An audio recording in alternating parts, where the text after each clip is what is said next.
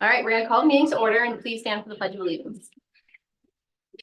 Allegiance to the flag of the United States of America and to the republic for which it stands, one nation, under God, indivisible, with liberty and justice for all. Thank you. Please remain standing for a moment of silence. Thank you. All right, somebody's echoing. I'm echoing, I don't know why. It's okay. You want a second? I'm just shutting it off. I don't know why it doesn't give me the option anymore not to have audio. It just wasn't. Interesting. Option anymore. All right, I'm going to start please with a motion to open public hearing. Motion to open the public hearing for consideration of the fiscal year 25-26 municipal budget and consideration of the preliminary capital projects and programs for fiscal year 25-26. Second. All right, so we have a motion by Dan, second by Councilor Dinsmore. We'll go for our roll call vote. Councilor Dinsmore, how do you vote? Yes. Madnick? Yes. Palmigano? Yes. Reynolds? Yes. And Wilcox, yes. All right, so our public hearing is open. Before we get started, I wanted to share a little background to the budget process. It started earlier this year when the Finance Board met and reviewed the budget. After the budget passed the Finance Board, it was presented to Council, and we had a couple workshops to discuss and make amendments. We were lucky to have major decreases already there for us. For example, the debt services reduced significantly. But this council still went through the budget with a fine-tooth comb. At the first budget workshop, we looked at every line item. We removed $15K in miscellaneous supplies. We also removed larger expenses like $200,000 in the capital improvement plan. We then factored in the budget prior initiatives that we had already discussed. For example, adding a grant writer to be hired as a contractor. We're also planning to combine the Recreation and Human Services Department for efficiency and long-term planning. You know, the property across the street is in progress now that the rotary's been completed, and we will need someone to manage that and take on additional recreation opportunities. So instead of having two part-time positions, we're going to have a recreation director who will also overlap and see the Human Services Director department. We also worked with Chief Johnson, that was in our second workshop, on reductions to supplies for his officers and dispatch responsibilities to lessen the burden on his department. During the public workshops, we had a respectful dialogue, and all the amendments that we made passed unanimously with the exception of one exception from Councilor Reynolds. So it was a great process, I think, for all of us. This proposed budget will moderately increase services such as recreation, support our existing services, and value the staff that makes it all happen. We're planning for the future by adding funds to capital improvement plan, help with park improvements, and to pave and fix our roads. I'd like to thank the public for waiting until the public hearing to share their opinion with the council. It was important that we have the opportunity to discuss the budget due to the amount of detail that we put into it. We all believe it's important to hear from the public, and we never took away your opportunity to speak on an item before council makes a decision, because this is your opportunity. There will be another opportunity on May 6th, and you can email the council if preferred before then. All right, so at this time, I'm going to ask members of the public to share their thoughts regarding the budget and the capital improvement plan. After recognition from the president, please go to the podium, state your name for the record. Everyone will have one opportunity to address the council during public hearing. And that's it. I think I got all my notes here. Oh, yes, all comments should be directed to the president and not any other person present. So with that, do we have anybody here who would like to speak? And we'll go online after we finished everybody in person, just so the online folks know. I saw Jeff first, and then we'll go over to Dave. But please still state your name for the record.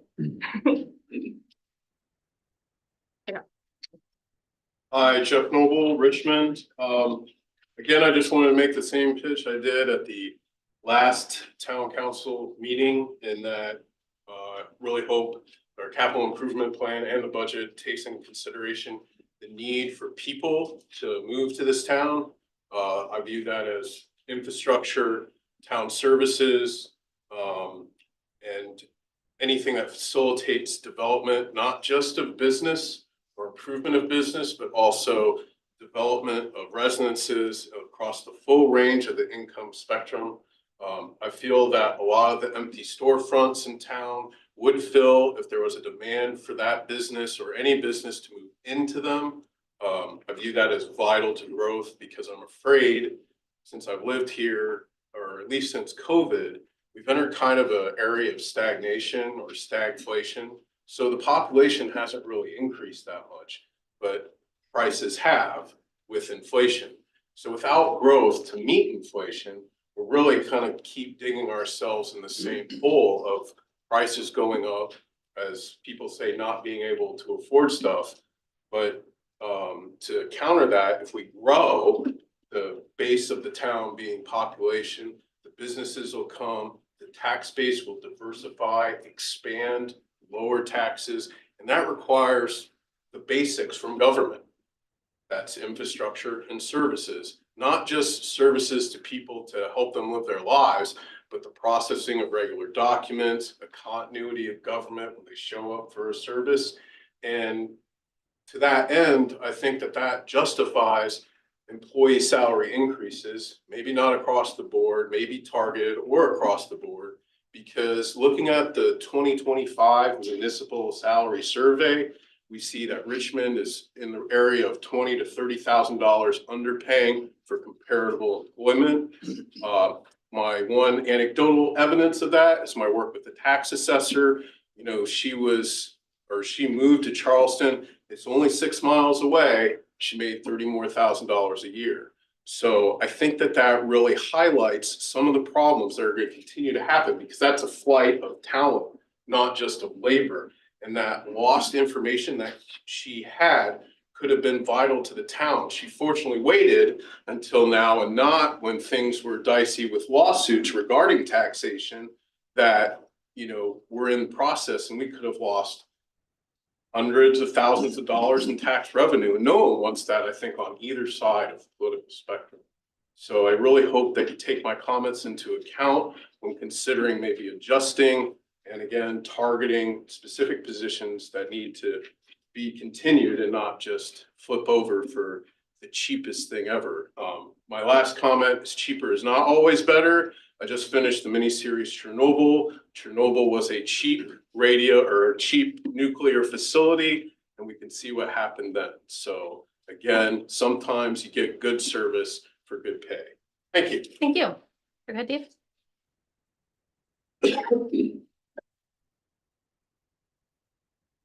Dave Benson, Wyoming. I'm going to echo some of Mr. Noble's comments. First of all, I want to say thank you for your hard work in preparing this budget. In general, I support the budget. I did also note the chart of the municipal per capita non-education expenses that were provided on your finance website. I noted that this is fiscal year 21. I noticed that Richmond is second lowest in the state, and we would be lowest if Exeter actually had a police department. So I think anybody who considers the spending in this town to be profligate is not arguing from the facts. I also looked at the report on the salary study, which you'll be considering later tonight. And like Mr. Noble, I can see why people are leaving. Please give these people raises. As I said last year, for all the talk of economic development, I'm appalled that the EDC only requested $1,600 for their budget. It seems to me it should be more like 16,000 at least. I really want to encourage you to get serious and invest in economic development. The last point I'll make is on the grant writer position. Normally, I'd be very much in favor of this. I think it's an excellent idea. However, given the current national fiscal situation, uncertainty, what have you, I have a feeling you're setting that person up for failure. I really doubt whether anybody is going to be very successful writing grant proposals to anything, and given the state budget as well, in the next whatever, certainly a year. I think maybe hold off a year on that and save yourself some money. Thank you. Thank you. If anybody else in the public?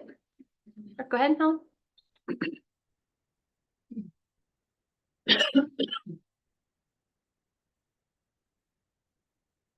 Ellen Sheehan, Richmond. I do know you all have a hard job. glad I'm not doing it. I agree with the last man about the grant writer. I don't think there are enough grants available to provide a full-time employment. I don't think we should have hired a full-time human service person. I understand that she seems to be taking over running senior center. She's running the recreation department now. I know that initially we decided to get a human service person. She was also going to be the grant writer, but that did not materialize. We also funded this Learn 360 or something like that. It was the governor's thing so children could learn even after school. We funded that. But it turned out that they ended up taking a day at the YMCA from 10 to 3 or 4. I don't know what kids were going to get help on that day. So to me, that was a waste of money. And now that the senior center is half run at the Y. So I don't know, that's an expense that of using the Y that I would like to see disappear. The other issue is here in town, our population has hardly grown in the last 10 years. So we have about, I think, maybe 8,300 people in the town. But we want to live as a town of 32,000. I understand that, but to me, we have to keep our costs to accommodate the number of people we have living here.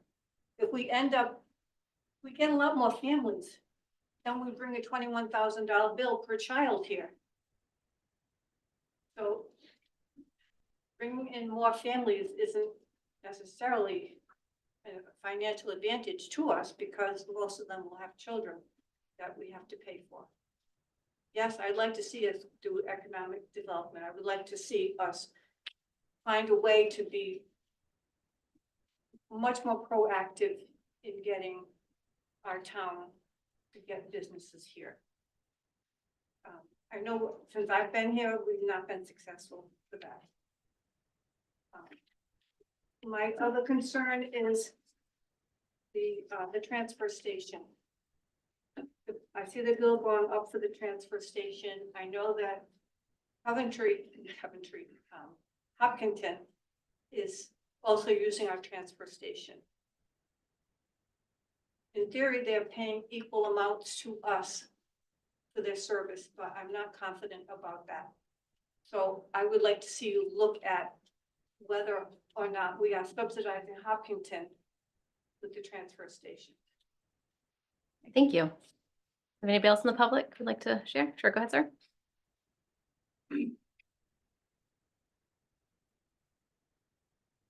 Good afternoon, Jason Cook, Richmond. Wanted to thank you. I know I've sent plenty of emails to the town council and President Wilcox regarding the road conditions in the town.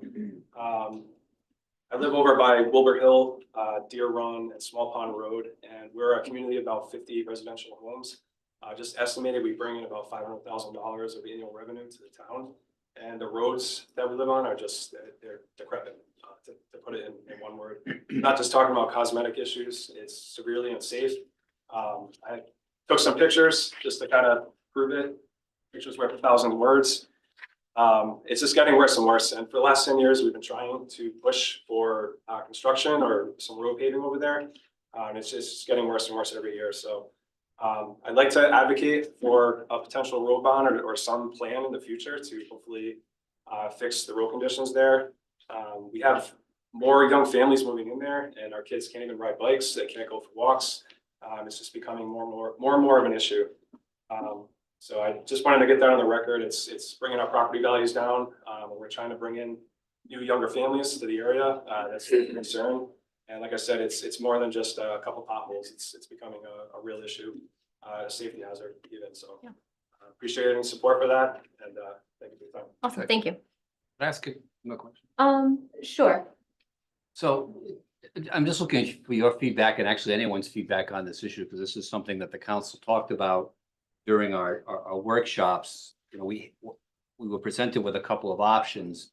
One was to lower the tax rate slightly and not put as much into paving.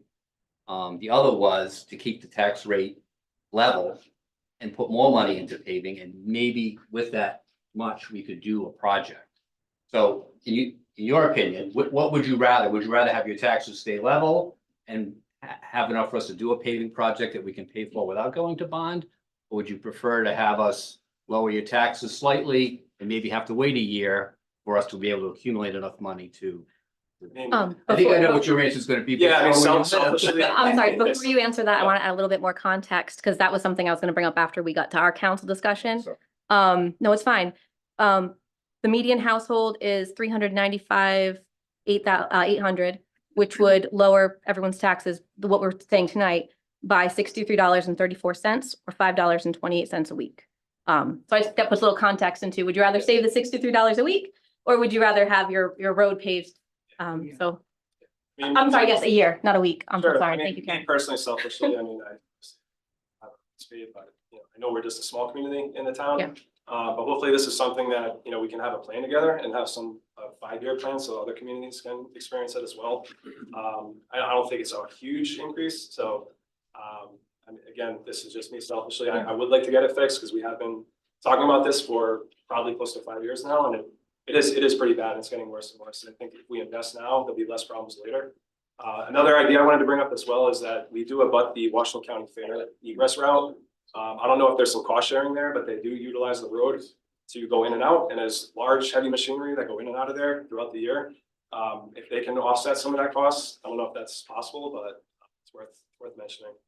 But yeah, I think for something that seems a small increment, I think long term that it'd be a good investment. Awesome. Thank you. Thank you. Do we have anybody else from the public? All right, seeing nobody, do we have anybody online? All right. When Aaron gives you permissions, please state your name for the record.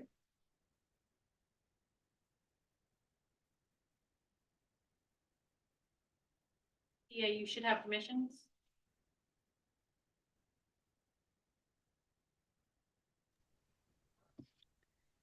Good evening. My name is Thea Brennan. Can you guys all hear me? Yes. All right. So first off, I wanted to share my name is Thea Brennan. I'm a Richmond resident. I am a wellness committee member and president of the Richmond PTO. I'm here speaking on behalf of myself. I wanted to share that I'm very excited to hear about the joining of the rec director position with the human services position. The human services position has been wonderful for our town. The Learn 365 grant funded several programs in our community, including the Richmond Reads program that was done at Richmond Elementary School last year, as well as Kate was able to secure grants to fund the use of the YMCA for additional services for our senior center. Our human services director has been doing a wonderful job, not only finding grants, but also bringing our community together and bringing services into our community, especially for our senior population. So I'm very excited to see what the collaboration and responsibilities will look like joining these two roles together. Secondly, I am here, as many of you are all aware, the playground at Richmond Elementary School has been condemned. And I want to thank counselors Wilcox, Palmisano, Reynolds, and Madnick for responding to my email regarding my concerns. Charlestown was lucky enough to have their town council support and fund a new playground after it was condemned. Richmond is now condemned, and our kindergarten playground needs at least $6,000 in repair. I want to start by saying that I wholeheartedly believe the playground should be funded and supported through the school budget. And I'm disappointed to say that this is something that's been cut from the budget repeatedly as a continued push annually to level fund. And now those actions have consequences, and currently as a result, our children are experiencing them.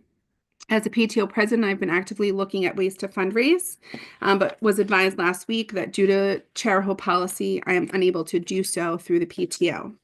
Currently, the policy states that the district makes every effort to provide sufficient funding. However, it recognizes additional funds may be needed that extend beyond the budget, but fundraising activities should not be used for the purpose of funding items that should be in the school budget. Last night, I made a similar speech to the school committee and asked them the following. First, I asked them to find the funding to support replacing the structure immediately. Additionally, I asked the school committee to revise the policy as written. It is contradictory to me that a policy would acknowledge that additional funds may be needed, but then also state that fundraising can't be used for such said things. We're a wellness school. Movement is imperative to the well-being of our children, and safe equipment at school and in our community is a basic necessity. Richmond is receiving nearly 100 additional students in the fall from Hopkinton. Our children deserve the best schools, and they deserve new schools and safe playground equipment. This playground is not only impacts the students at Richmond Elementary School, but also the YMCA after-school program and the Richmond Recreation Camp that takes place there annually. Please note, I do plan to reach out to the Hopkinton Town Council for support, given the recent agreement Richmond had made sending grant funding to Hopkinton for their community center. I've also watched several community members come together to plan about a playground as well. I'm looking for both the school committee and the Richmond Town Council to be a part of the conversation. So my ask of you tonight, while you discuss the budget, is that I am requesting financial support from the Richmond Town Council in providing a new playground to Richmond Elementary School. While I recognize there are additional priorities in our town that require financial support, including the paving of roads, I believe our town can support a portion of the funding. So rather than focusing on what was done or wasn't done in the past, I want us to focus on the future, our children. And naysayers are going to say that you're frivolously spending, but investing in our community's children will never be a loss for our town. Thank you. Thank you. Anybody else online, Erin? No? All right, so seeing nobody else, we'll do a motion to close public. Sure, go ahead. Sorry. Should have done a last call. Want to slip away, but. Gary Stoner from Richmond. I just wanted to comment on the idea of a grant writer. I can understand the position of changes in the national scene for available grants and so on. Depending on how you think about a grant writer, whether that person might be considered a fundraiser, it could be the case that there could be a lot of available funds, available resources through foundations, through private organizations. For example, I've worked in schools in Rhode Island in the past that got playground equipment from playground equipment makers by approaching those manufacturers and saying, this is our need, would you like to contribute? We can do, we can contribute the labor, we'd love to have the equipment. So there are different ways of thinking about what a person who fundraises and writes grants and who they approach. They could be approaching many different people or organizations aside from the federal government. And they also could be a liaison beyond what we have the capacity already for working together with, for example, Seth Magaziner's office and Jack Reed and Sheldon Whitehouse's office. So if they were spending time doing a variety of things that could benefit the town, they could benefit potentially senior center, what goes on in schools, what's available in our community for recreation. There's a lot of emphasis through insurance companies these days on health and wellness. So I think there are a lot of opportunities for a person who is active and eager and creative in generating support for the activities and the interests of the people and the activities of the town, the people who live here. So I just want to put my 2 cents in that the federal government is not the only game in town, although it certainly would be nice if we could rely on them. Thank you. Thank you. Anybody else in the public? All right, seeing nobody, can I have a motion to close the So public moved. hearing? Second. All right, we got our motion, our second. If our roll call vote, Counselor Dinsmore. Yes. Badnick. Yes. Palmigano. Yes. Reynolds. Yes. And Wilcox, yes. Oh, wait. Yeah, it's fine. We close it because there's another one. Okay. Sorry, sometimes when we postpone a public hearing, we leave it open, but we didn't have to do that here. That's what my confusion was for a moment. But anyway, so now I think we should open up to like council discussion around the budget since we finished hearing from the public. I have some thoughts I'd like to share. I don't know if we should go by like a topic or a counselor. What are you guys feeling? Why don't you start? Go ahead. All right. The first thing I'd like to do, as the chair of the 250th Recreation Commission, I neglected to asked during the prior public workshops for a request for $2,500 for various activities. It was not included in the budget for some reason. We did bring it to the finance board. They looked at it, didn't really talk about it, but the 250th anniversary is happening next summer. So we're gonna be starting to plan activities, start to put deposits down on things, and we've sent you guys all a memo about what we're up to. There'll be another one coming soon. Because for some reason our resolution says we need to quarterly. So yeah, so that's my request. I'll put it in a form of a motion, if that's okay. Sure. Even though we haven't been doing that, I don't know if we should tonight. I'll do a motion to add $2,500 to the 250th commission for this fiscal year. Second. Motion second. Any further council discussion on that? Just a question. Yeah. Is there any money coming from the state to support the regional activities? There should be. I've been in contact with Rob Rock, many of us know, and some other people at the state following up, like, when's the money coming, because they did say when they asked us to create the committee that it would be. Not yet, but we're definitely keeping our eye out on that. And because we have some members of the Historical Society, they're looking for grants and opportunities that way too. Sure, and I had a follow-up question Sure. as well.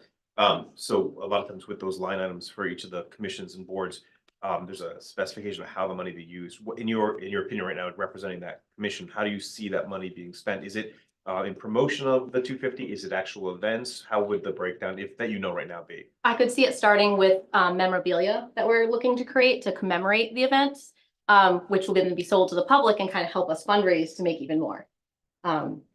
That's where I can see it. And also deposits for if we need to rent different things. We haven't seen that too much. The Washington County Fairgrounds is generous enough to let us use their space without a cost. So that's been great. That's where we can see it going for now. Okay, thank you. Dan, you had a question too, or comment? Jim asked what I was gonna ask. Oh, awesome. Any other questions?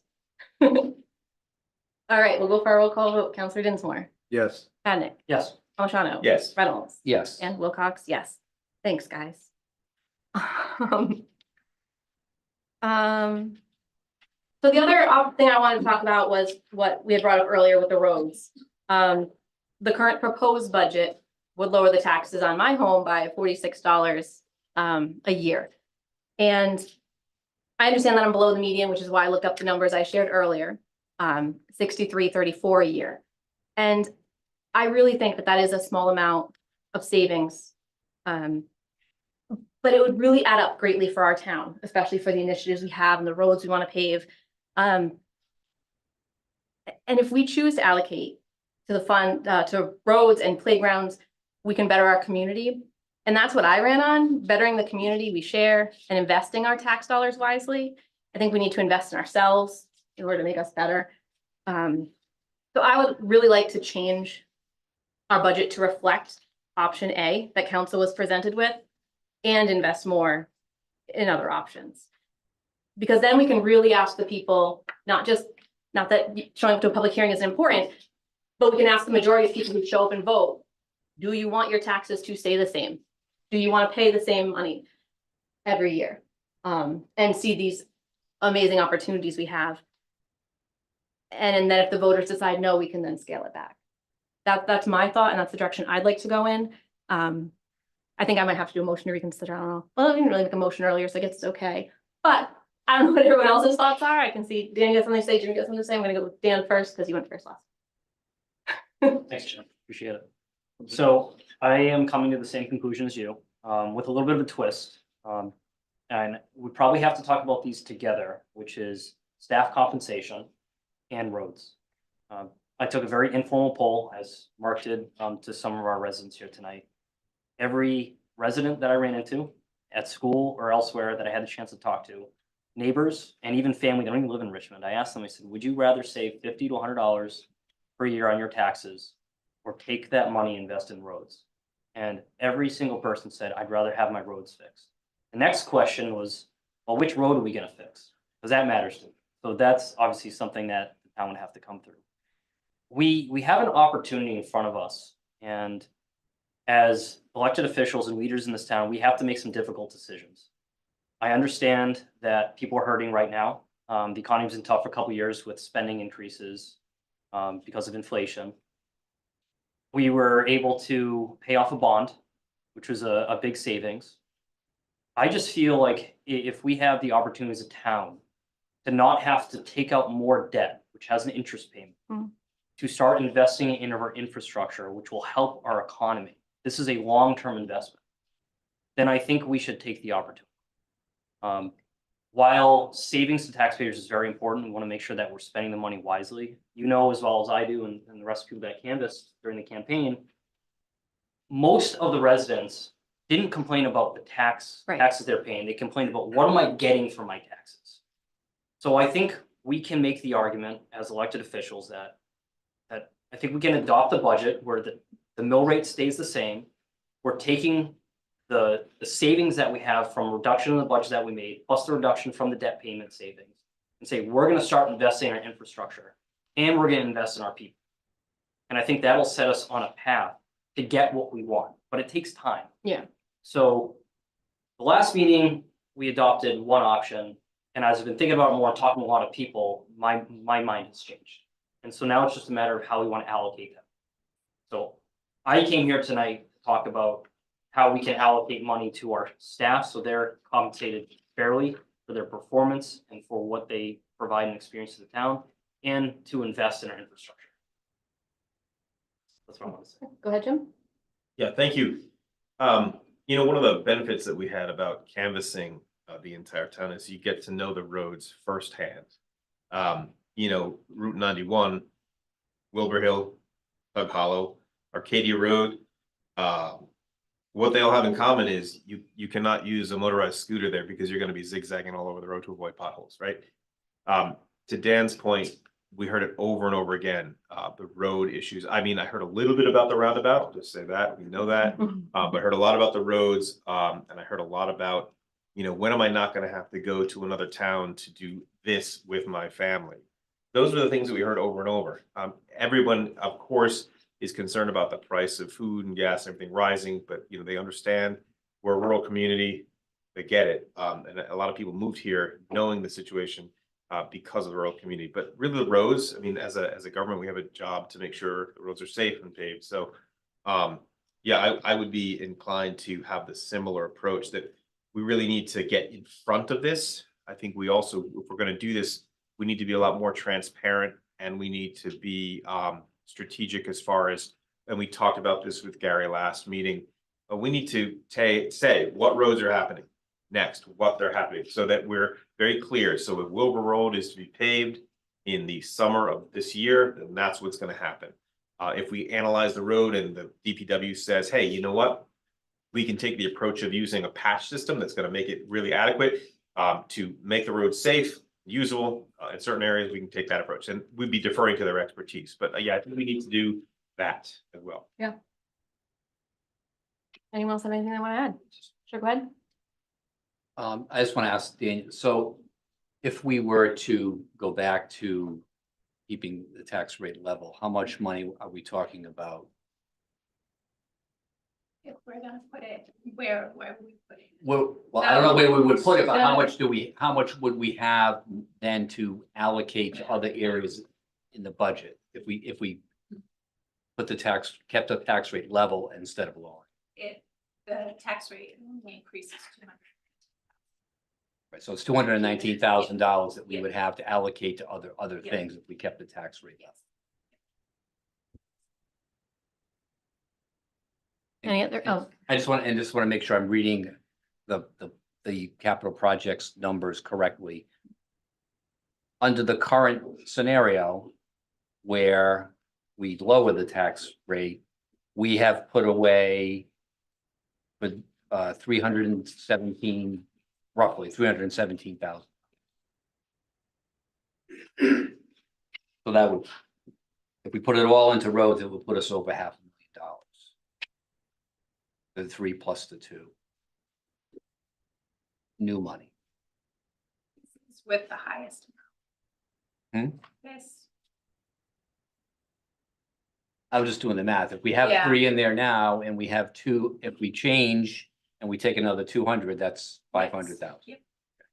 Just confirming my arithmetic. Yeah. Anything you want to add, Jeff? Sure.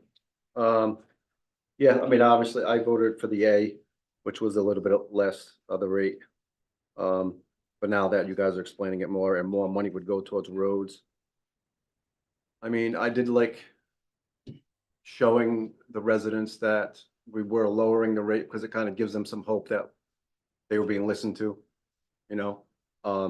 But, you know, it isn't that much of a, you know, a night out to dinner, maybe.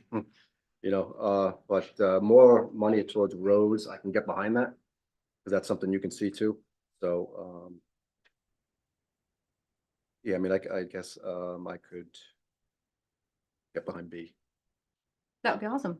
Yeah. Yeah, I agree. Because I think both options, the people are being listened to, because I think there are some people who would say, no, I don't want the $60. I do want the $60, and some people would say they do.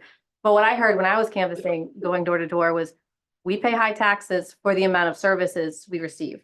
So if I listen to that whole sentence, it's like I pay a lot of taxes for the amount of services we receive, which touch on what Councilor Madnick had said and Palmigano had said, because we listen to those doors. But there are some people who didn't have that second part of the sentence in there either. So it happens both ways. But it sounds like we have a council consensus. So we should put it into the form of a motion. But if we're going to break it up, what's the quickest way to do it? I like the idea of putting it towards our roads like we had an option B. So I'll throw that out as a motion, then anyone can make amendments to that motion. That's only the easiest way to do it. All right. Motion to, the best way to word that, change the option B presented at the prior meeting. What's the best way to word that for you, Danielle? You go for it, Mark.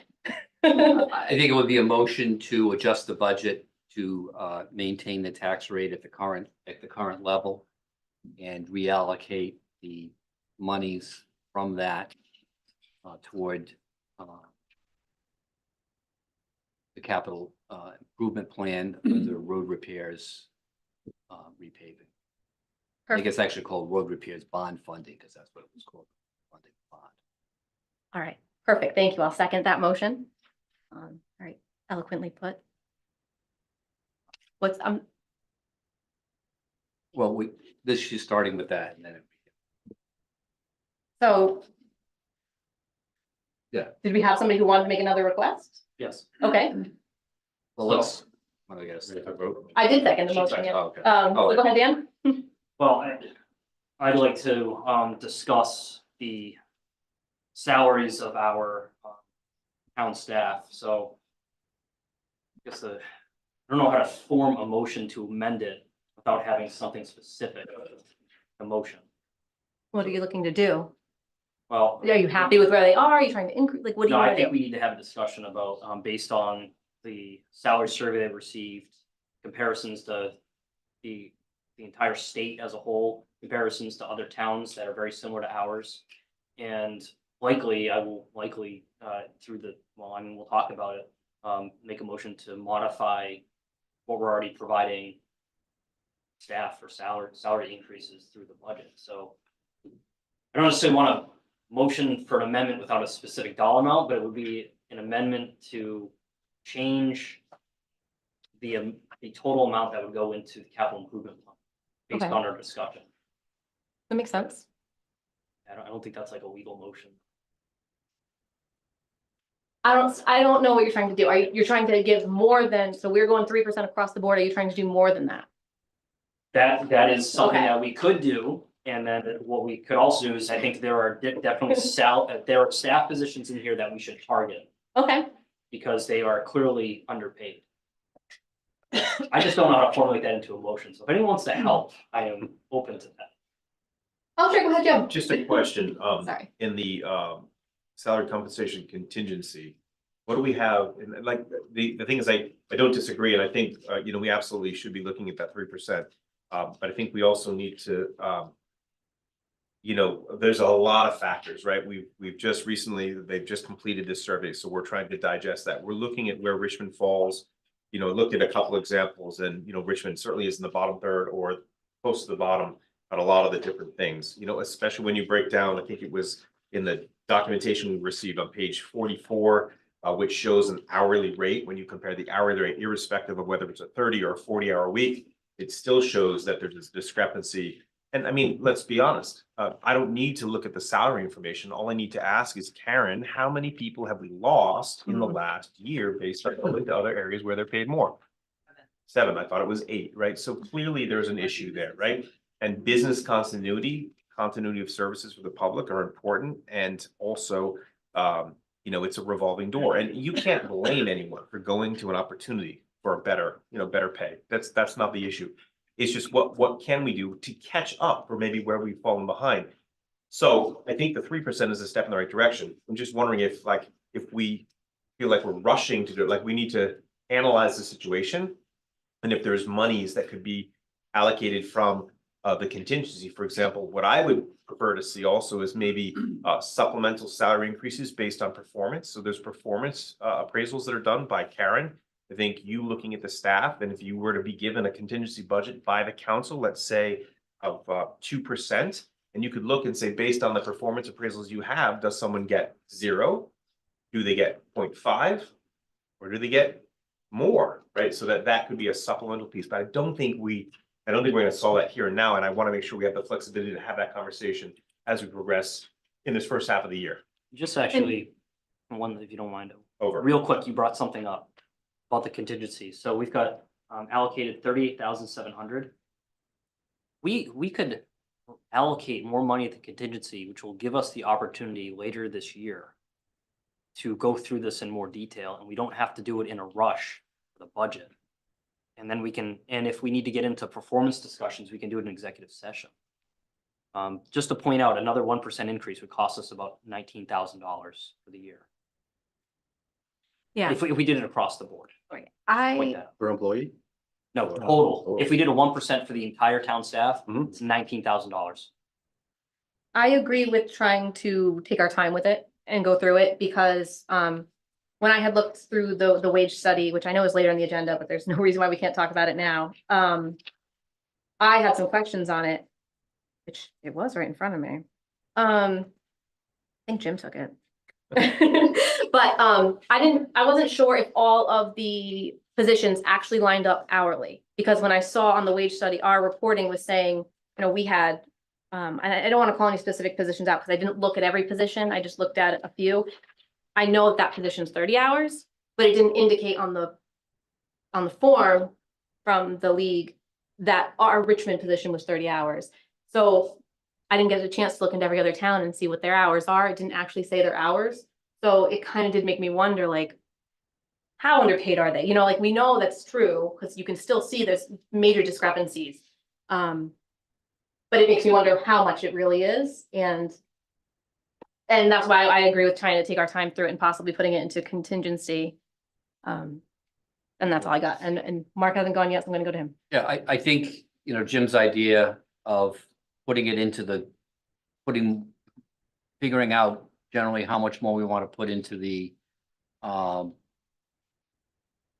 wage contingency and increase that line. And then we can work with how that gets allocated in the future, whether it's giving a discretionary amount to the administrator to give performance-based increases, or whether it's an additional across the board increase later on. But it gives us the time to digest the study and, you know, really, you know, figure out where things need to change and where maybe they're, you know, some things may need to change more, some things may need to change less, but for the purposes of the budget, we can set aside a set amount in the wage contingency line to fund those things during the year. I think that makes sense. I think it does as well. The question is how much? Yeah. Do you want to add anything before we go? I just don't know if you've spoken, that's all. No. Okay. The 3% in the budget obviously is there, and I mean, I'm right now considering the climate. Not with salaries, just in general, the fiscal climate. Like I said, the 3% is there. I think we take our time, we look at everything, we talk about it, and then come up with something. What's fair is fair, I guess. But I don't think we should act on that tonight as far as higher than the 3%. Makes sense. And actually, we do have another public hearing, which then we have another discussion afterwards, so that gives us another month to really digest it. So we could leave it alone for now. And then if we shift things around, the bottom line number for the public would still be the same. It would just be us shifting a little bit out of roads or whatever, for that.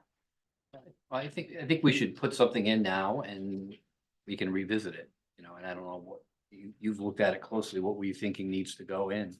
I think Just- after this discussion, I'm really glad that everyone brought up the contingency because it gives us time. And it's very important that we do this thoughtfully and not rush it to get through, a budget session. Based on the numbers that Danielle provided, we just moved about $219,000, a little bit over that, into the road paving.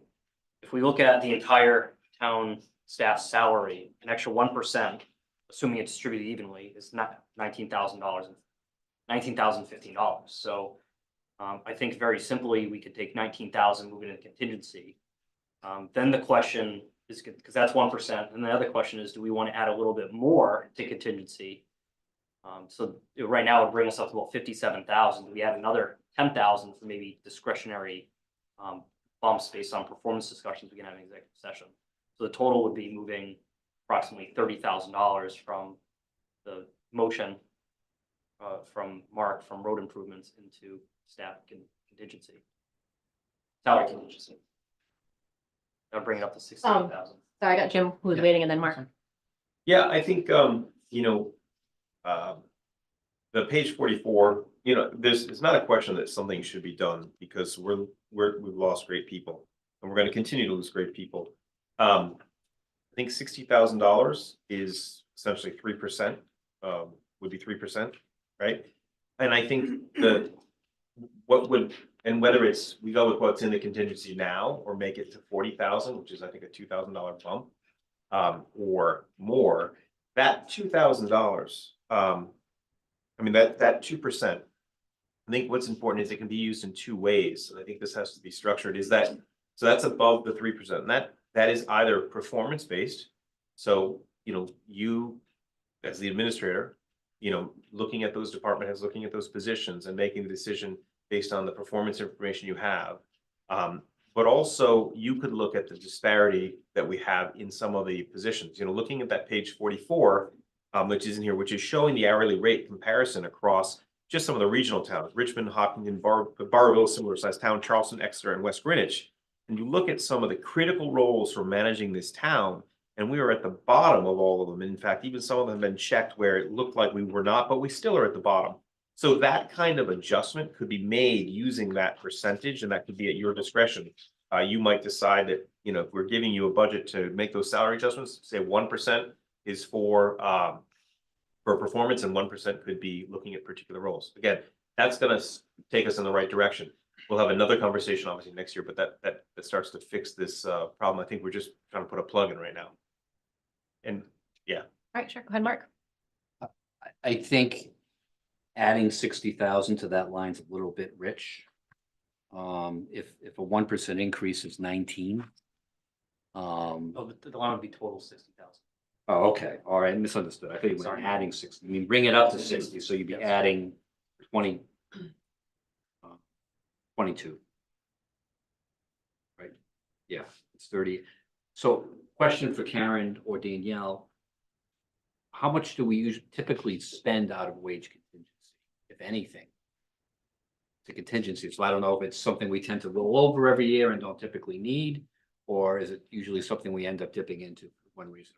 It depends on turnover and whether or not, in order to attract someone, we need to move up the rate. So it's very much variable. Is that typically what you use it for? Just if you got someone coming in new, there'll be a salary differential Yeah, from 'cause what's you've in the got some budget? healthcare contingency, right? So if someone new comes in and say they need family and the person who was here got the buyback for like next to nothing, that's a huge disparity. So there's a contingency for that as well. So that's not, but that's a separate It's a line. Separate line. Okay. So this wage contingency wouldn't be the same as health insurance. It Right. would be if you've got somebody maybe a little more experienced who just got a little more, right? Right. Something like that. Mhm. Because I thought $60,000 seemed a little high too, and I almost still do. Because if 1% is 19, then it just seems a lot on top of the already 3% we're doing. I can go either way though.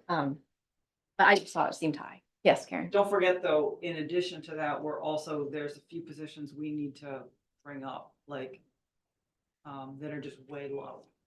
Right. Okay. So we're not just talking about 1% for 19,000, there's a couple positions that probably need to come up 8,000. You're right. When I peeked through that In and of document, there were a couple themselves. Yeah. that really stood out where I was like, oh my goodness. Well, Okay, so I'm comfortable with that number. The only other thing I want to point out is, we do only work 30, some towns work 35, some are 37 and a half, some are 40. The only thing you kind of have to take into consideration is the fact that, yes, our people work less hours, but they don't have the opportunity to work any more hours. So they can still go somewhere else and work 40 hours and make more money. So you're still gonna bleed people. So I'm not saying you have to match the annual salary, but I think you also need to kind of keep that in your mind that you're still gonna bleed people if you don't come close. Mhm. Understood. Go ahead, Jim. Your hand was first. Oh, I saw. Sorry, I'm not in favor of touching any of the money that we already put aside for the roads. Okay. So then you'd be against moving this to the waste. Yes, I would, Okay. yes, yeah. All right. I should get close to this. I was just gonna ask, Karen, you just brought up a point as far as some of the disparity that, yeah, maybe if we table this for now, because at the next budget meeting, we have an opportunity, if you able to maybe highlight some of those areas where you think it needs to focus, that would help us to understand, if there's like 6,000 or 8,000, maybe there's an opportunity to identify some of those critical roles and what that actually pot of money looks like. I know that would be helpful, just your perspective and recommendation on that. What do you think? One last thing, if you don't mind. Sure. On the agenda, and we're gonna get into this because on the agenda is the wage survey. So we will actually talk about this in a little bit. I think we're trying. Yeah, I think we're doing it trying to now. wrap it all up into one. Okay, Mention. yeah, I mean, Say everything once I yeah, I mean, I'd like to hear from, before we move on from this, because look, I mean, as Jim said, like, we can think about this and we've got another public hearing where we can make changes to this. I'm in favor. I could make a motion to amend, I'm not saying, but to amend Mark's motion to add more to contingency, but I really want to talk through this a little bit. And I want to hear from, our primary staff members. I want to hear from Danielle, Aaron, and Karen if they have any input to this right now, because they work in the town every day. We don't.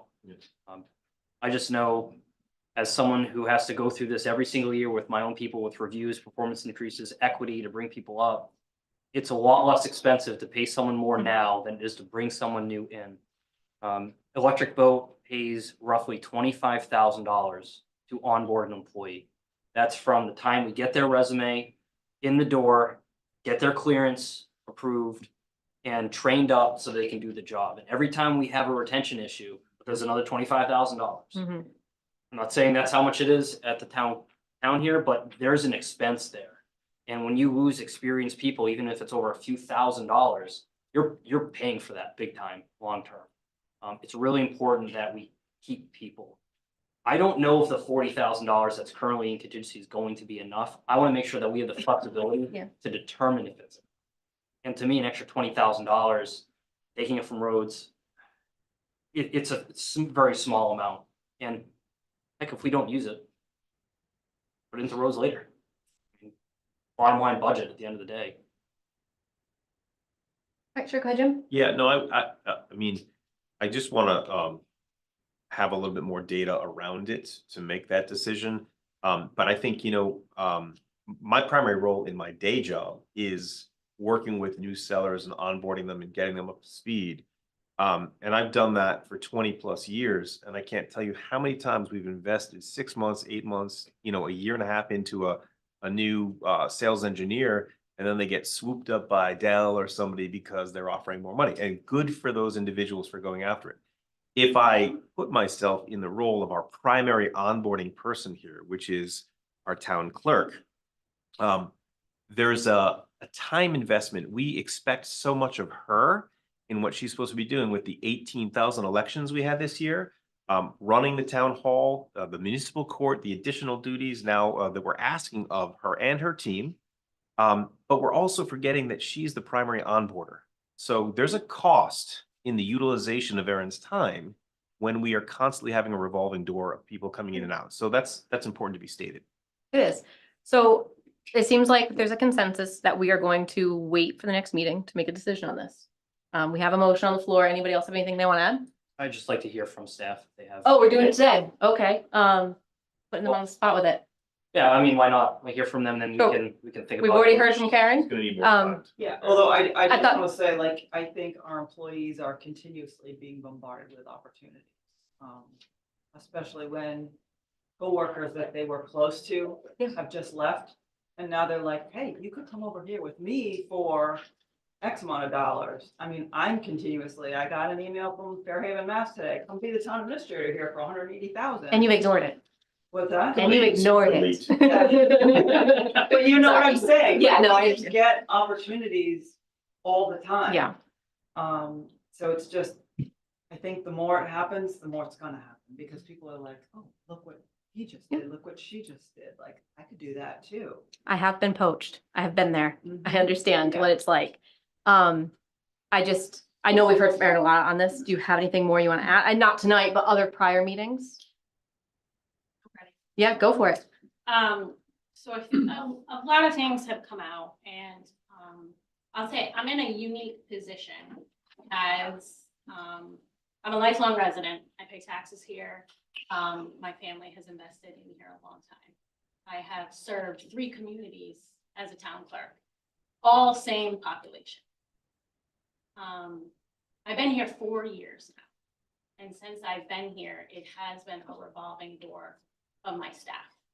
I started here without a deputy. They came back and left for more opportunity. We then advanced Anna because that was certainly the right thing to do. She had the experience. I was gonna have someone else train someone else and make a lower hourly rate. And she was very adamant, very clear to me that she, sought retirement for 2 more years. So when Kendra came on, she's just joined us now for 3 years, there was a shift in responsibilities and roles. And so there has been an investment in her, because it takes 2 full years to learn that role because of our umbrella. Mhm. Licensing, town clerk, probate, elections has probably evolved the biggest.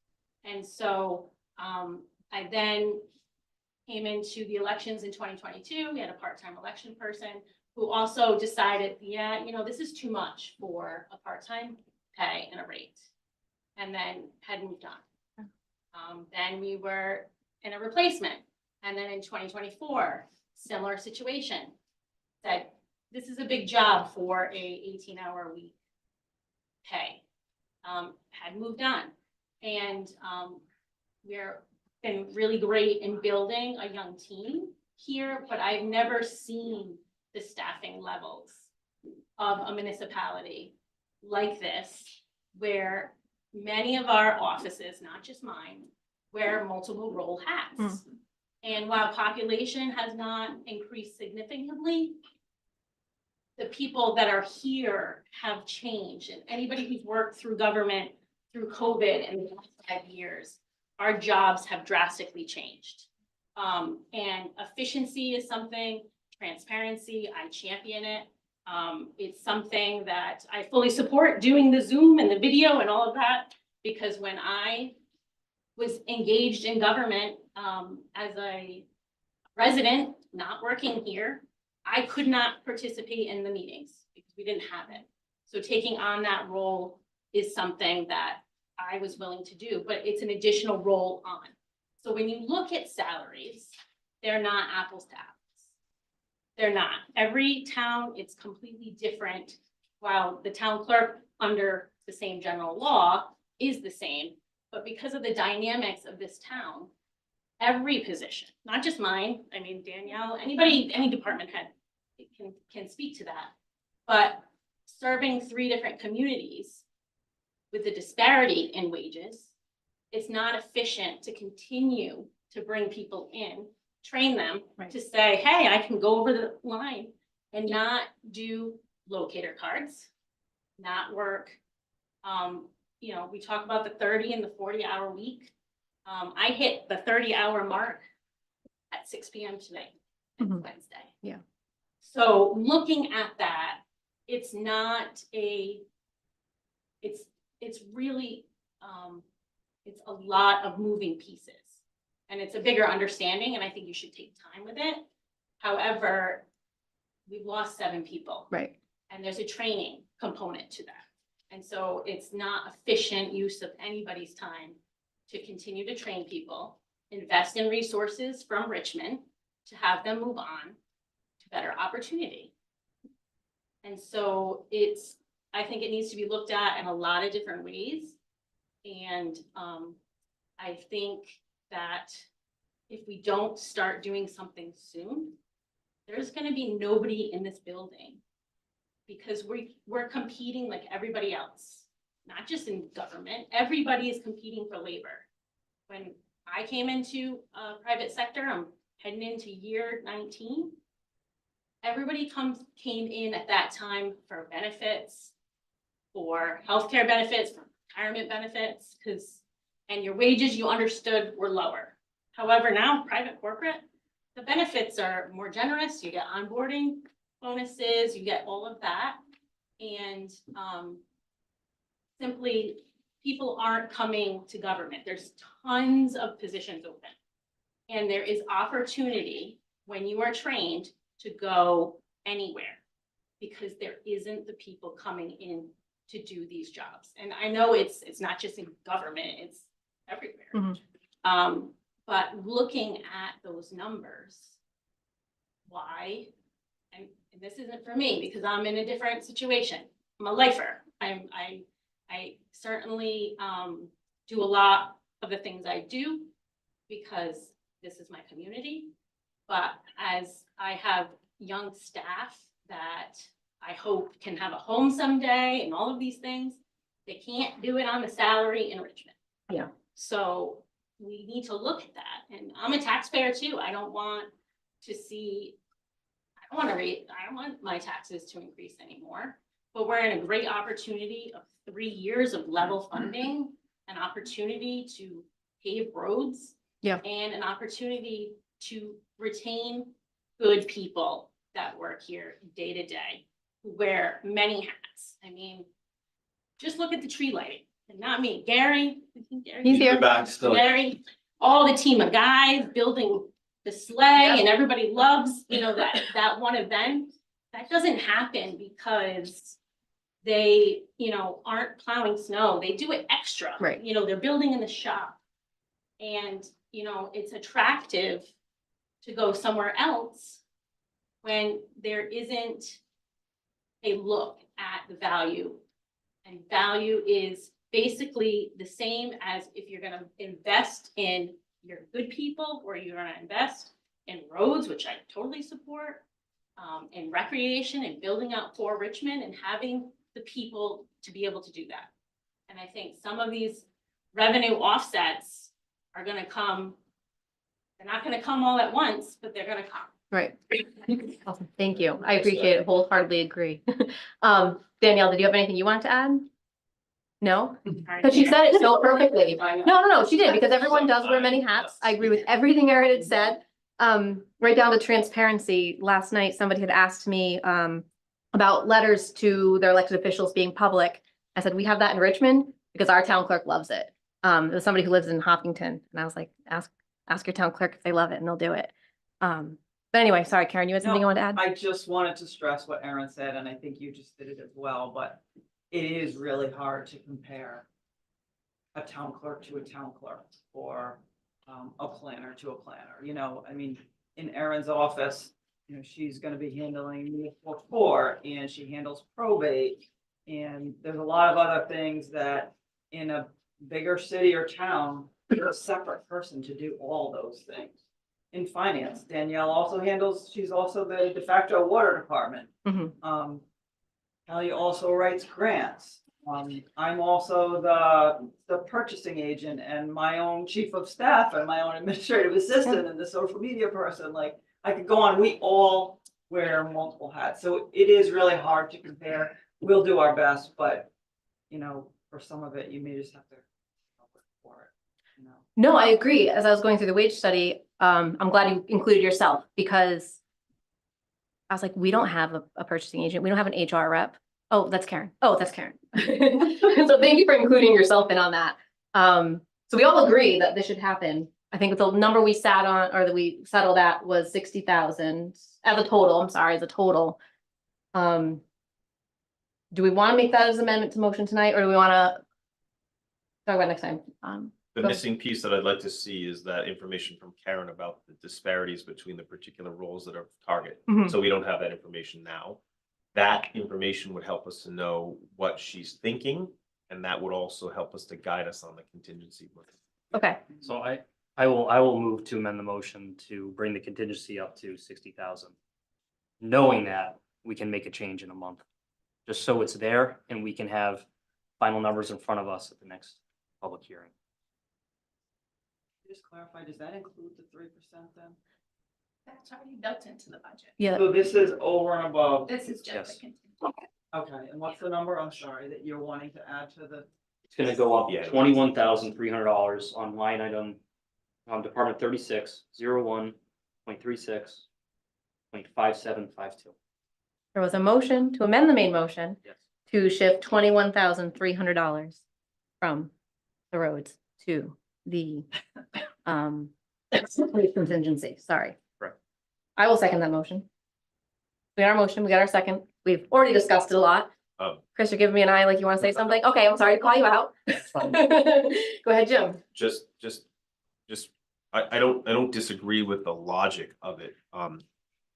Is it May 6th, right? May 6th, we're gonna have an opportunity. I just think we could pause until like we understand what that is, you know? Because what we do, we'll be adding and removing. I mean, it's 6 and 1/2 dozen the other. Obviously, it doesn't hurt if we put it now and retract it, but I'd like to see, and I'm sure, I don't know how long it would take, Karen, for you to get that information for us. We could look at it this week and then formulate our thoughts and be ready to have a final decision on the 6th. I like the idea of Dan's motion because what it does is it creates a budget for the next public hearing that shows that we're doing this. Mhm. And whether or not we decide a couple more thousand, couple less thousand or whatever, because I don't think it's gonna be that big of a discrepancy.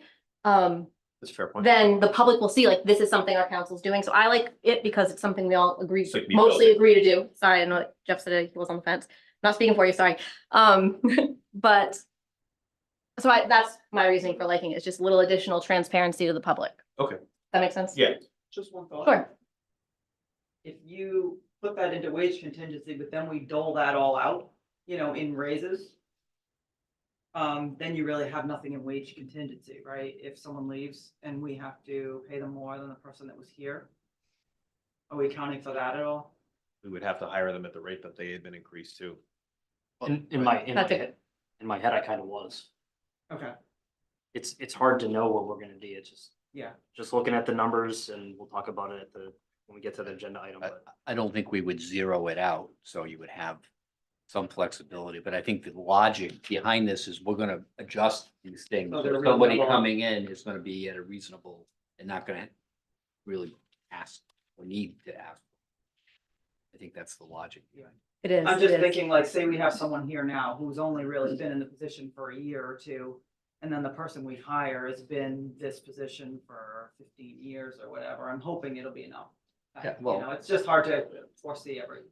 Sure, go ahead. Jim. Yeah, I think it's an important point, Karen. If we do agree to increase it to the 60,000, it gives some flexibility. I think you're gonna need to reserve, probably 10,000 of that for contingency of new hires. So we really, and I'm not advocating to add more to it. I'm just saying you're gonna have a bucket of money. Yeah. That's gonna be based on, performance and, alignment of the salaries, but you're gonna have to maintain or retain something that's gonna be used in case you run into that situation. All right, any further council discussion? All right, so we do have that. We didn't vote on the motion to amend yet, so we're gonna vote on the motion to amend. Do you need me to repeat it? So was this the one where we're taking the money again out of roads and putting it back into this, so we're covered? Yes. Erin, do you need clarity? Or do you wanna read Just backward? on the road one, because this line item isn't really roads, so is it cleaner for everybody if you vote on this one and then vote on the amount to put towards roads? Versus you're voting on the amendment? And then- Road amount isn't gonna be 100%. It'll shift with the- Okay, but the previous motion was to take the You could remaining say amount put it towards in roads. capital, So, but not an action. yeah, so It's what. It was Mark. seconded by Sam to adjust the budget at the current level and reallocate the money towards capital road repairs bond. Right, Yes. so now the amended motion, It is specific. It's right, very specific. so the other one is not, so it'll Right. balance out, they'll balance each other out. And just a point of clarification, then, the amount that we're putting towards the road is, I know it was 219 plus the other amount. What is the amount then, if we're removing the 19,000? This idea of removing the 19,000 to put it towards contingency, is that 500,000 or is it 490,000? 490, Well, it would, roughly, roughly. okay. So there's 490,000 for roads. And that the idea is then the other piece is moving the 19,000 to add an additional percent to the contingency fund. Jim, that's all an estimate too. Yeah, just trying to get an idea for the numbers here.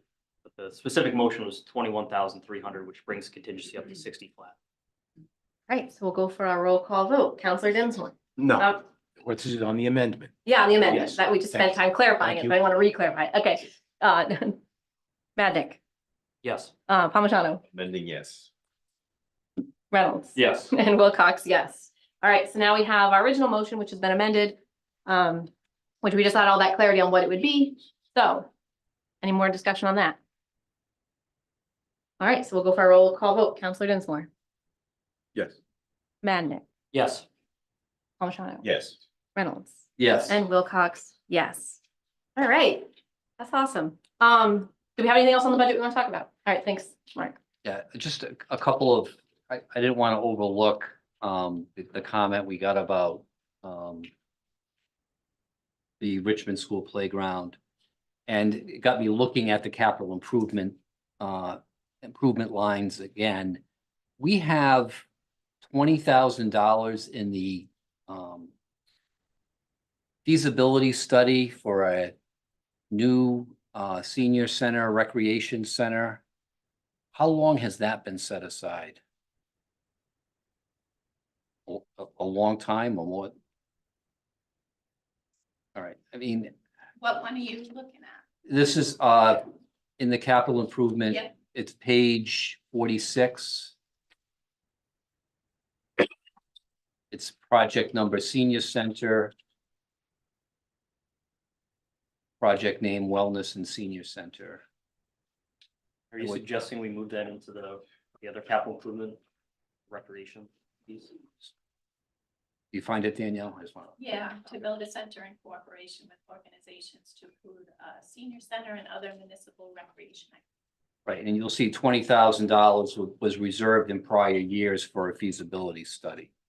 And you know, one of the things we did during the workshop is we kind of consolidated the recreation Mhm. facility capital projects into one. We combined Beaver River and Fort Richmond Townhouse. And we moved, you know, basically $20,000 toward Richmond Townhouse. And I think it would make sense to maybe take this 20,000 and put it there as well for, and again, more generally call it, you know, recreation, senior/recreation facilities. So if we needed to do a feasibility study, we would have, you know, a place to take it from. But I think that would give us some flexibility. If, you know, it turns out that, you know, there's a need for us to contribute to something over at Richmond. And I would say I would only do that if we are satisfied that the school district has exhausted every possible means of doing it themselves. If there's some small piece that we can play, you know, I think we can consider it.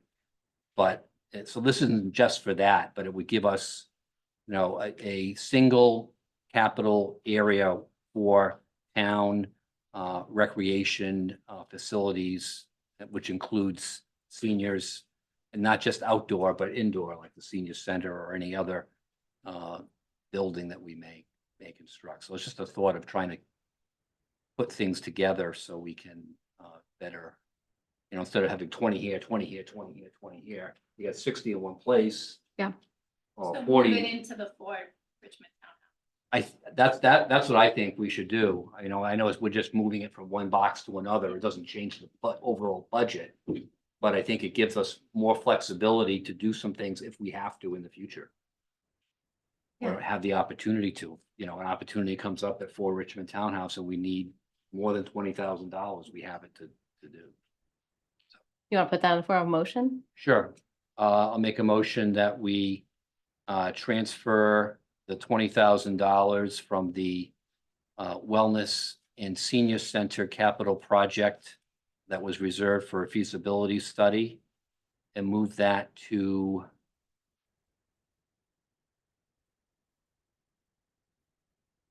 For townhouse. for Richmond Townhouse capital projects, which includes, Community rec. yes, I think we should change the name of that to Community Recreation Facilities. Second. Was the change of the name included in the motion? Because I like having Richmond Townhouse within the line, just because it's a very important project to a lot of people, and I just think it should stay. But Oh, we can say Yeah. and. okay, Amend my second. it would be good. But I wholeheartedly agree. Like I agree that the issue at Richmond Elementary School needs to be resolved by the school committee first. And if they exhaust all options, that I'd be happy to help contribute a little bit, like if it's matching something somehow to get them across the finish line. No, they have a lot of, They have a lot of options they're floating around right now. right, so let's let them do that. And I have every confidence that they'll be able to get it done. But if for some reason they can't, and we're satisfied that they can't, then we can consider it. Agreed. Okay. Anybody else have any discussion on that motion? All right, we'll call vote. Counselor Dinsmore, Yes. Madnick, Yes. Palmigano. Yes. Reynolds. Yes. And Wilcox, yes. All right. Anybody else have anything on the budget they'd like to discuss? Bringing up the elementary playground reminded me that I did want to go back to some of the comments that were made. Just so I don't want people to feel like they came here and they spoke with us and didn't hear anything back. The one thing I wanted to touch on was the grant writer position. I understand the concerns with federal funds. I think it's going to be less. And I think that some feedback I received was that, yeah, there'll be less of a pool, but that makes it more competitive. So it's going to be more important to have somebody who's knowledgeable of running grants, experienced in running grants, and able to really focus on that, because we've just heard so much about all the hats that our staff wears. So I wanted to bring just that up as another perspective to the grant writer position. And oh, on the topic of the Economic Development Commission requesting more, Question, yes, sorry. To go back to, earlier you were talking about the grant person, and you said contract. So does that mean we're I thought we had agreed on that as a council. finished? I'm not sure about that. What's the question? Subject. During my earlier. Yeah. You mentioned a contract person. We were hiring a contract person, but $60,000 was set aside for that. I just wanted to I thought we were going the other way. I'm sorry. I mean, I want a contract person, believe me, but I'm just saying, I thought the last time we spoke, it wasn't. Okay. No, Was that my mistake? no, it's. Well, In I the don't- budget, it's. Okay. All right. Yeah. Okay, It's good. put in there. Okay, Thank you. Not as an. all right, thank you for the clarity. But the EDC, sorry, back to the EDC, if they wanted more, they could have requested more. So our boards and commissions are presented with an opportunity to let us know what they need, what they're doing, and ask for those funds. If they wanted more money, there have been years where they asked for more money to redo the website. They were given that money and didn't spend it that year. So if they had initiatives that they wanted to do, I think that I would be more than happy to review them and probably fund them if they were good projects. But I think it's up to the commissions to make sure that they're asking for what they need to. I think that's all I really want to touch on. But I do appreciate everyone coming out and talking to us today. Do you have any other comments? We have Jim? Yeah, I'm glad you brought up the grant writer piece too, and I think one of the things with the contract piece, and again, I'm not a self-proclaimed expert on the life cycle timeline of the grants. I know it does take time. But I would hope, and I would be open to any feedback from anyone who has more experience with this, but at least in the first 6 months, we should have some indication of the level of success of this person who's contract. Either way, we should have some kind of indicator whether they're actually either seeing opportunities that say, well, we don't apply, or we can't get that, or we didn't qualify with further, but we should have some indication of whether that's going to be successful. And with the contract agreement, we should be able to pull the plug if that is not in the right direction, or if we find we're just hitting nothing. So that's one. Just on the EDC thing, I think there's been a lot of flux too. And I remember when Jeff and I went before the EDC about the Richmond Economic Development Task Force, there were a lot of questions. And one of the things that we raised to them at that time, because we were questioned by some individuals, was that, look, at this point in time, it's budget season, so you should be looking at what you're going to be requesting from council. That said, there's a whole new group of individuals that are going to be pouring their efforts into that. So I have nothing but the confidence that with the new EDC structure, as well as their collaboration with the task force, that we're going to be able to make some progress. Definitely. That's going to be positive. Definitely agree. I apologize if it came up any other way. No, All I right, think good. it's a good point. I think also one of the things we did do in the budget on that $1,600 was we changed the line item designation, because in the past, I believe it was hard coded that a big chunk of it was for marketing, and they wanted to use it for something else, but they couldn't because of the way it was marketing. Right. And also another piece was for the ocean Campus, state, right? no, ocean community. Oh, right. The chamber, so like we freed that up a little bit to give them a little bit more flexibility on how that use that money. Again, that maybe isn't the solution. And I do think that if we're going to be serious, we cannot expect a group of 3 or 4 volunteers with $1,600 to have some kind of miracle wand and fix the problems in our town. We know that, absolutely right. So For sure. fair Thank you. points. Any other counselor discussion before we move on to our consent agenda and the rest of our evening? All right, on to consent agenda. Does anybody have anything they'd like to pull? All right. Motion to. Oh, we got one. Hold on. Marcus looking at me, I'm like, I got nothing. It's so quiet, I'm like. It's not me this time. It's Jim. What do you got to pull, Jim? Well, this term is over. Nothing. Do the consent agenda. Right now, we're doing it right now. No.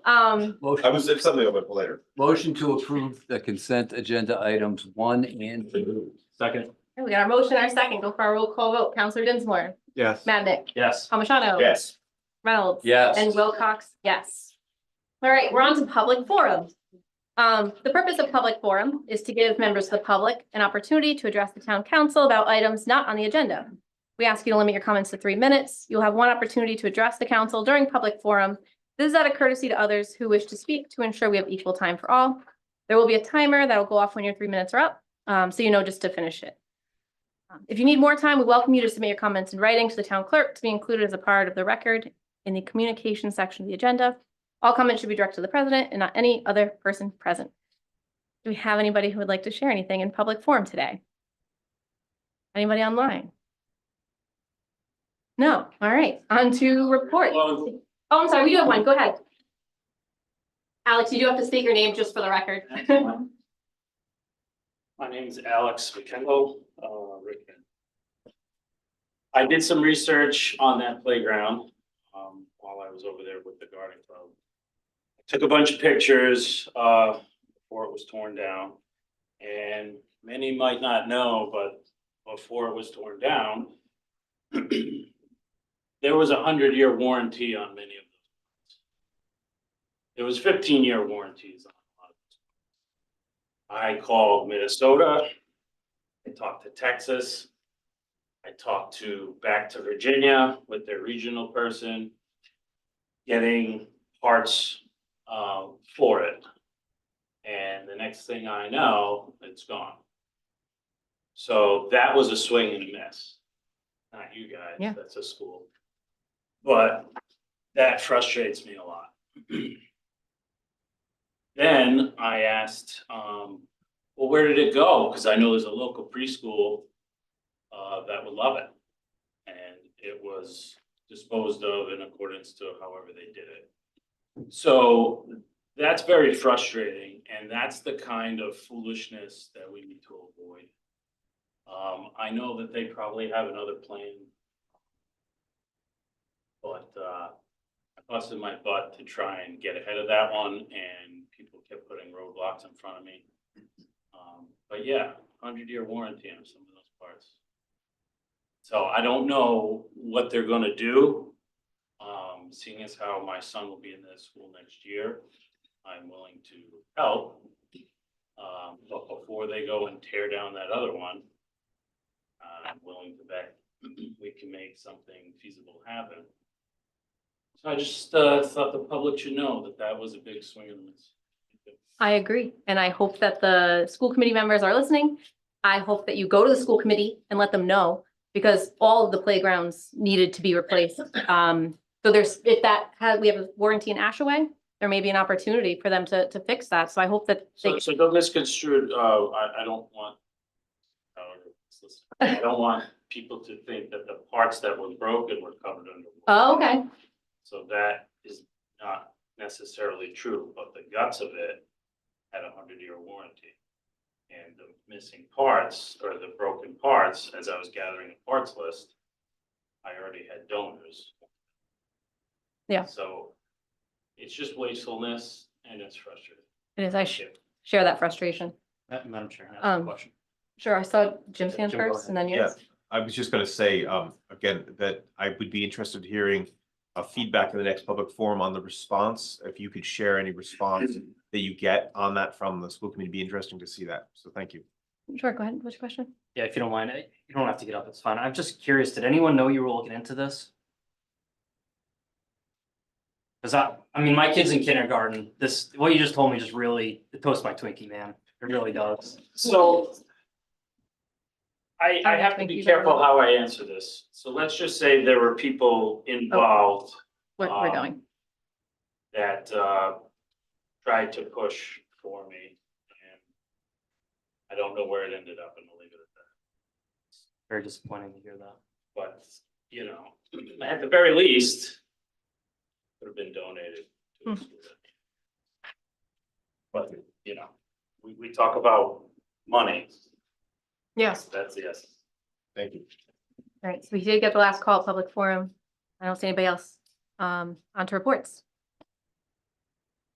Me. Yeah. So I think the first item on the agenda is the award of the bid for the furnaces for DPW to automatic temperature controls. I know you continued this from your last meeting. I provided the original memo and then a listing from the vendor of the breakdown. I have spoken to Josh, and I know Gary's here, but Josh said, I'm not sure which of the two floors, but one of them's quite a job, I guess. It's in a location that's not easy to get at. He attributed the high cost to it, the fact that it's prevailing wage, which the law, that's what we have to do. I mean, he said it might be a couple thousand high, but, you know, he didn't seem significantly offended by this at all. I don't know if you have anything else to add, or if that's. Yeah. And they don't understand too, that was on that slip and breakdown, they don't, Oh, no. they don't show the breakdown that actually it's a complete unit. They still got the 5-ton full condensers outside that's getting replaced, and they run about 10,000 a piece themselves. And like I said, the floor they gotta go through, we had to cut a 12 by 12 square off, so they can just see what they gotta get to in there now. So it's quite a project. We had went out twice to bid. One person bid on it. And that's it. No, we had other people come look, and then we bid on it. So, Probably because it's too hard. Yeah. Madam Chair, I have one final question. Sure. Regarding this. Does this also include AC units? yes, Seems that's like- what it's a complete unit. Yeah. So I did not know that detail before, and it dawned on me that it's both heating and AC. And my understanding is that you guys have not had sufficient AC in there for a long time. So that makes more sense to me now. We've been having 7 or 8 window units in there. Which is not efficient. Okay. I am satisfied. And All right. Thank you for Also, you joining me, got, everyone. also you got animal control, EMA in there. Hmm. So You can make. So would you like to make a motion to approve this, Dan? Yes, I will make a motion to approve the bid reward for the DPW furnace replacement to automatic temperature controls. Do I need the amount? It's in front of you and you got it, you may as well. Yeah, in the amount of $56,975. All right, Oh, sorry, 54,627. Second. all right, so we got our motion, we got our second. Any further council discussion on this item? We'll go for our vote. Counselor Dinsmore, Yes. Madnick, Yes. Palmigano. Yes. Reynolds, Yes. and Wilcox, yes. Yay, I feel like we should. Mhm. All right. thank you, On to your next, item. Thank you, Gary. thank you. Made everyone sweat for it. All right, so the next item is a request for approval for me to sign a contract with GZA to continue doing the environmental monitoring on the former landfill site. They've been doing this for forever, longer than I've been here. They've been doing this. Yeah. And our contract with them is actually expired, but they're due to do the next round. And so we need to re-up with them. Awesome. Anybody want to throw a motion on the floor? I'll make a motion Thank you. to authorize Karen or to approve the contract with GZA for environmental monitoring at the former landfill. Second. So we got a motion, and a second. Any council discussion on this item?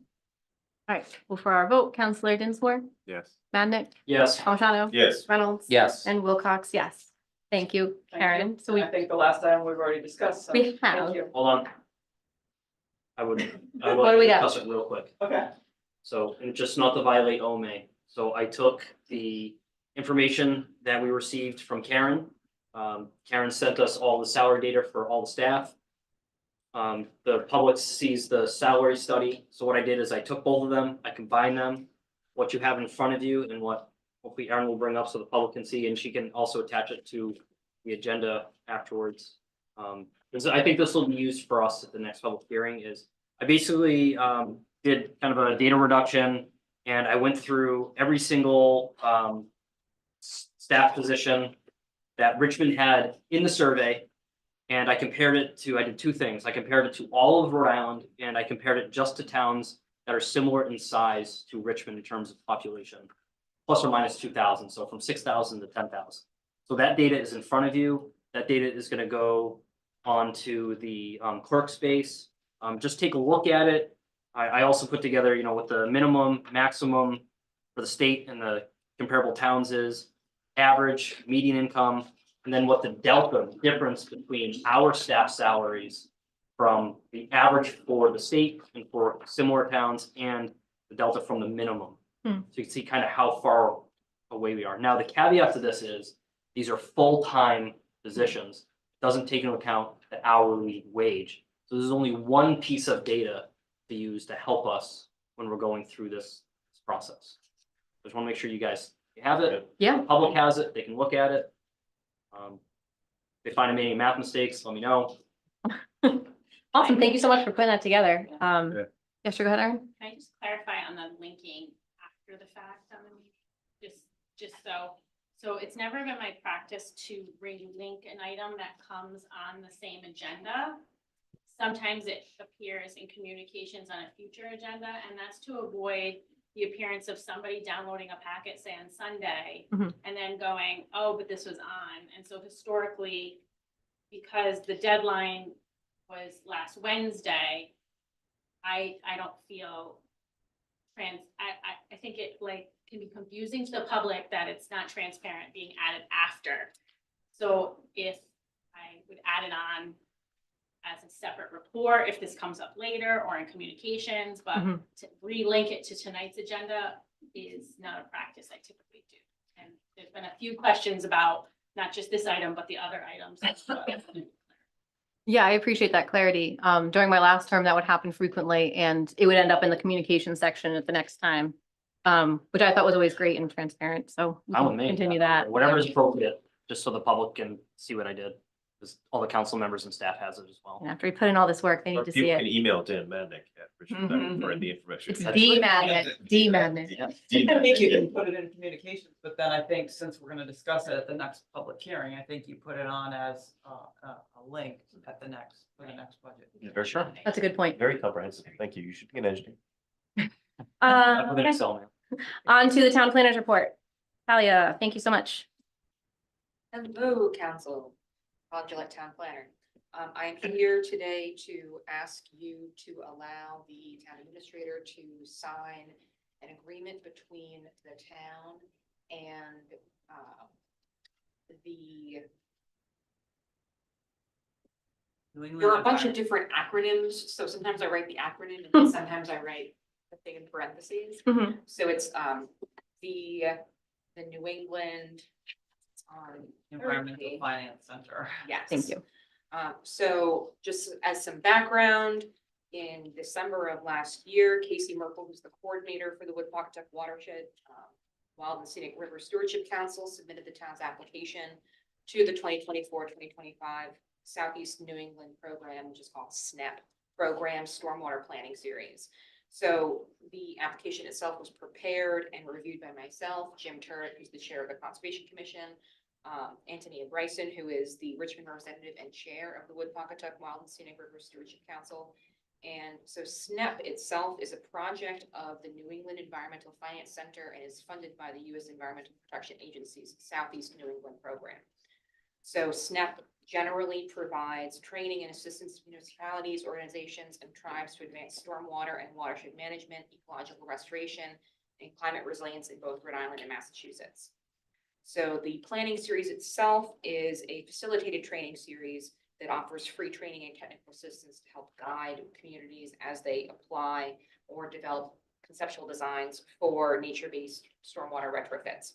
While the town was not selected to participate in this, Leah Soloway, who works for the SNEP network, informed the town that upon further review, SNEP could assist the town in developing a non-point source stormwater management plan for Richmond's transfer station and Department of Public Works facility.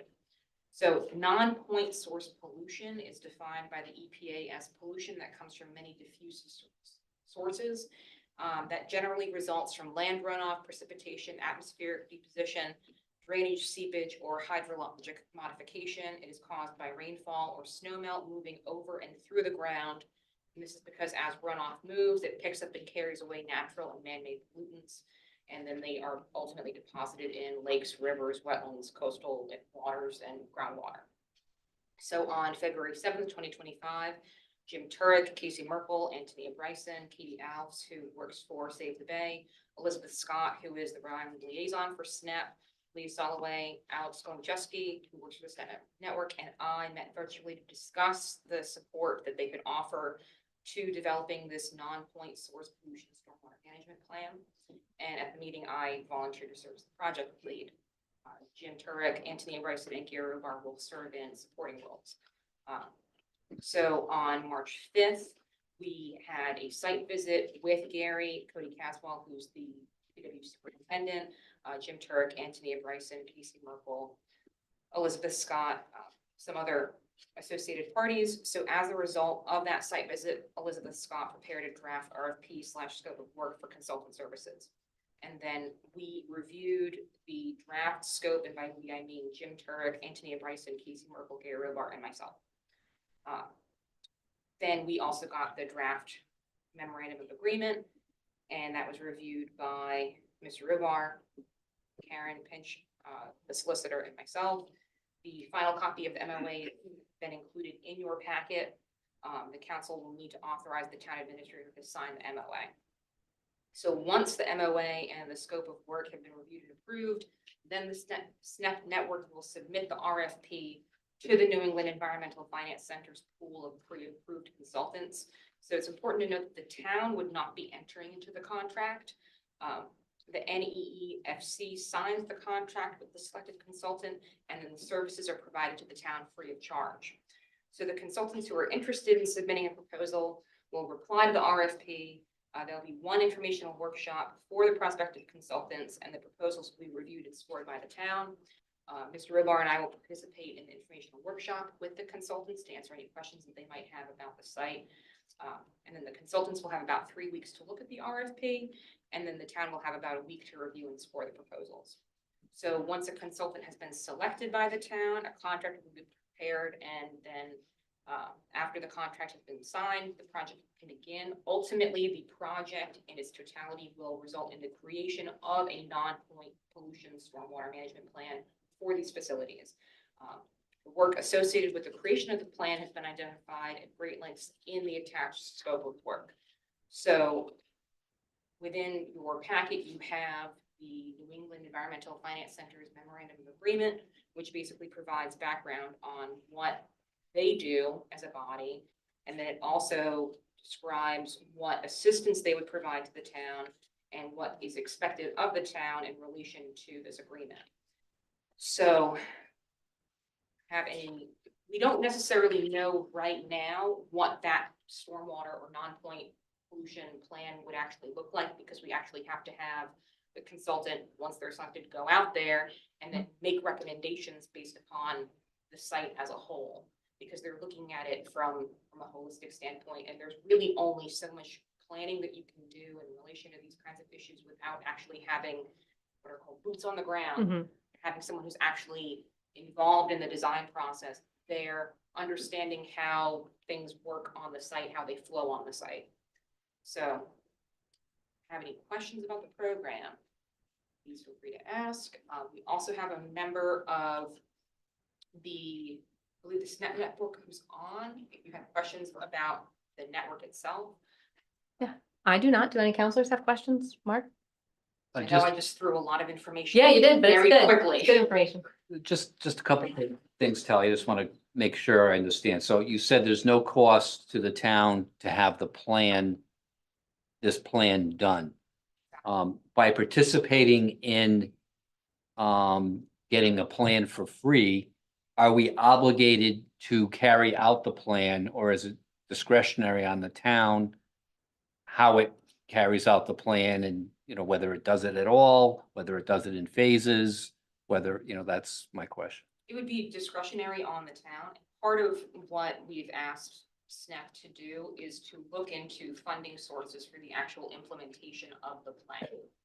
One of the most important things, in my opinion, is to ensure that whatever plan is produced is something that is actually actionable, something that our DPWs have, or a subcontractor would actually be able to install and then be able to have them maintain it.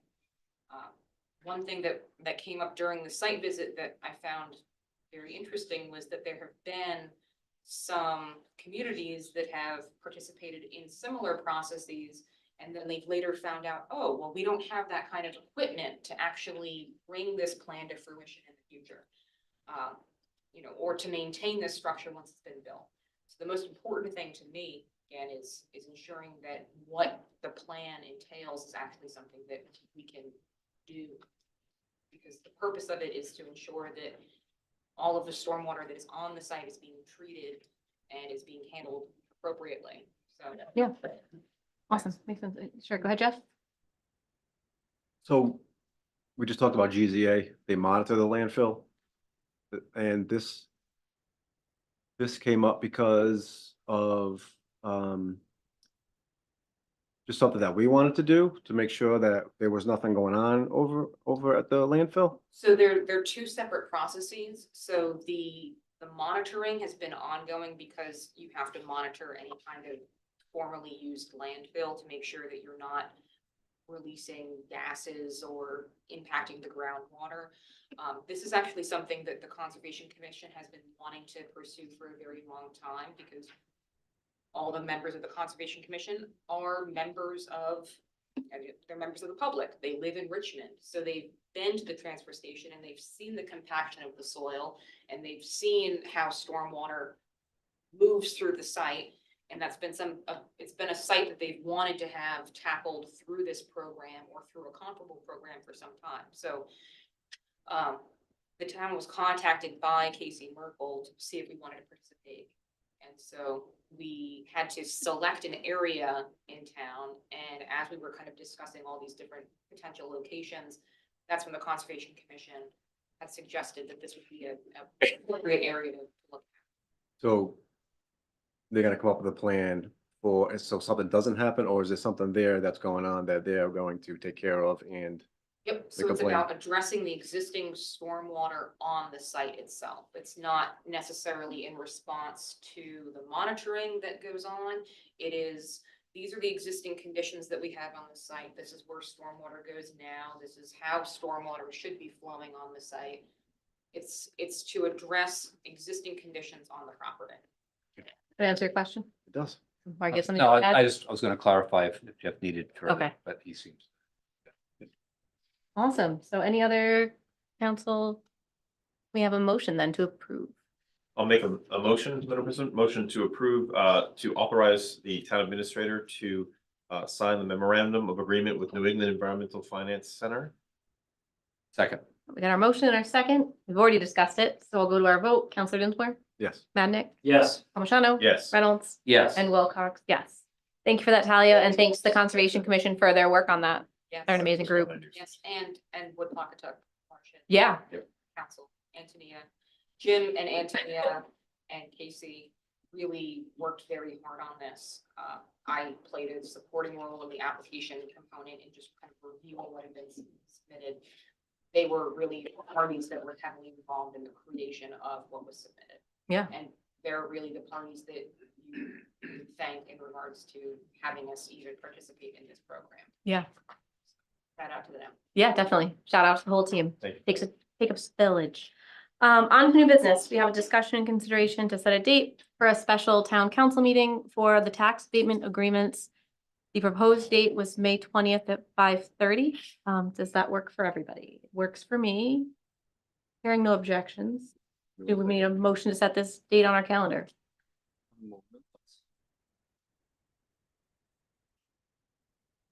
That's a regular night. It is. We're just coming a little early. And it's believed we need it. They Yeah, don't right. According, Yeah, no, I think that makes sense. That's fine. Yeah. We need a motion. You do, go ahead.